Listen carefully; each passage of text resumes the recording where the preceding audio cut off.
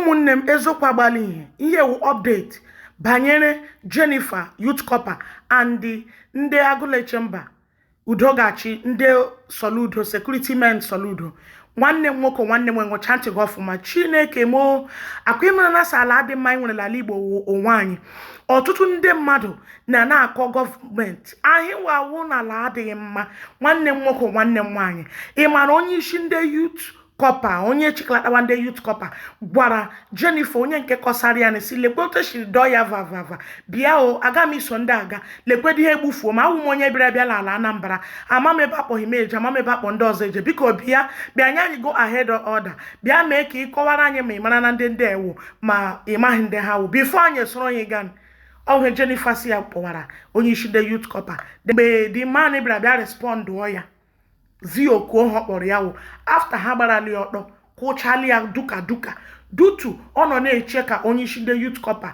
bịa nye go ahead order ma ya adụghị ma ya ghara because ebe Anambra awụghị steeti ya the man ajụ bịa mgbe ọ gajiri bịa uze mgbe agbarali ọtọ kwụọ ya duka ọ sị nwe the man sara ahụ ọ ghara enwerekwa ụfọdụ ụmụ nwaanyị ndị gakwa ịlụta di onye kụwa nwe arabiwakwa this man anya ịhụ na nwoke okpuru nwe o we wife bita arabiwakwa ya anya Chineke kpọọ dị ọkụ ya kpọọ dị ọkụ so ụmụnne m ka mara na ikwu ọtụtụ okwu adịghị n'ụka mgbede achọrọ m igosi gị ka ị gere ihe mere ni ebe ndị ebịara gwa anyị si na etipuole ndị ọfọ esetụlụọla anyị everywhere dịlaka ama na 10,000 nyere hi for transport money ha bịa gwa anyị na ewele esetụlụọla anyị nwere ile washi lies when you level ashi.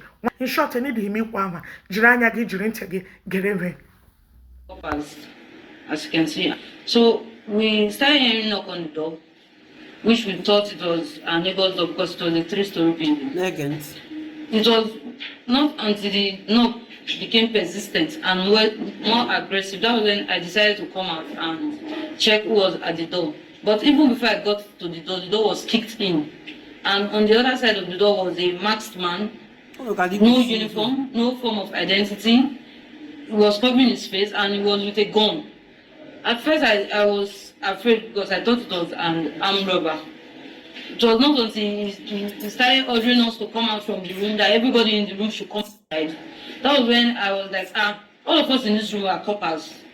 Even if you are on a raid or whatever, all of us in the room are coppers. My colleagues heard my voice outside and they all came out and they even came with their ID cards and everything.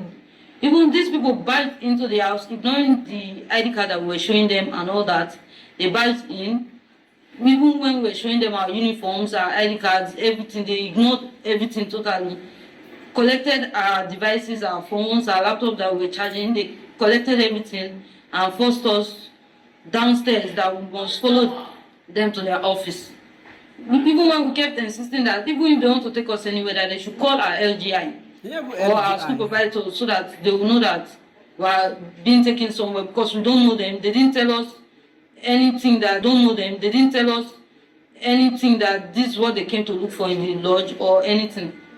It was when we got downstairs that I started insisting that I will not follow them anywhere unless they call my AGI. Even if they want to take me anywhere, even if they want to take us anywhere, they have to call my AGI. He has to be aware. Because this is not my state. I don't know anybody here. I don't know you. I don't know where you are taking me to. You didn't show me any form of identification. That was when they started beating me, hitting me from different angles. Number of persons, I cannot even count how many of them were hitting me. Even with injuries and all that, they were dragging me, tore my clothes off my body, calling me all sorts of names. I cannot even, it's not even proper to mention. Calling me all sorts of names, both in their dialects, in English and all that. They beat me even when I was, even with injuries and even when I was even bleeding and all that, I was even pleading with them that, okay, if you want to take me anywhere, I'm already naked, I'm already exposed. Can I change what I'm wearing? They refused, they forced me to their vehicle. Were doing all sorts of nonsense that they were not even doing all sorts of nonsense to me, hitting me, threatening me that if I even make as much as a comment that they are going to kill me and throw my dead body in the bush, that nobody is going to say anything about it. Nothing is going to be done about it. They forced us into their vehicle and took us to their secretariat, their office, whatever, and sat us on the wet floor, even because it rained that day. They sat us on the floor like that, even with my tongue closed and everything. My co-copper, one of them, had to pull his cloth and give to me to wear just to cover my body. That 6:30 p.m., I messaged my LGI and told him that, sir, see what happened, or see what we went through. There was no response. Not until I sent him the video. He didn't even bother to show any. It was because he saw a video, that was why he decided to come in the night. And the comment that came out of his mouth was that we should assume that what has happened, that some of us are going to get married to men that beat women. That was what he said to us, that some of us are going to get married to men that beat women. So we should take it as a blessing. Fast tracked to the next day when we went to the local governments. Perhaps they wanted to settle it and all of those stuff. They were calling us in separately. They don't want us to come together. So I don't know why they did that, because we were supposed to be together, but they were separating us. So they separated us, talking to, and then at the end of everything, they gave us some kind of tip, telling us that it was for transportation fare. Not to talk to anyone about this, they gave us 10,000 naira. They gave us 10,000 naira. And I saw a line that they said they compensated us. They did not. They said, and I quote, that it was for transportation fee, not to compensate or whatever they said. Then after that incident, we were outside, still talking about. That was when the AGI came and was like, George, because he doesn't want the issue to escalate, so he collected my phone and by himself he deleted it. By himself he deleted the video from my phone. The AGI, when he called me, you can witness, you can testify. I was crying and weeping on call. I told him that we want justice. That we want justice. He should treat the case. He said he will follow up the case. Then the next day, when he called me that the case is finished, I said, just like that, I said it cannot happen. Mr. Ken has insinuated that the coppers were compensated. It is quite unfortunate, it is quite sad. How they tag much money.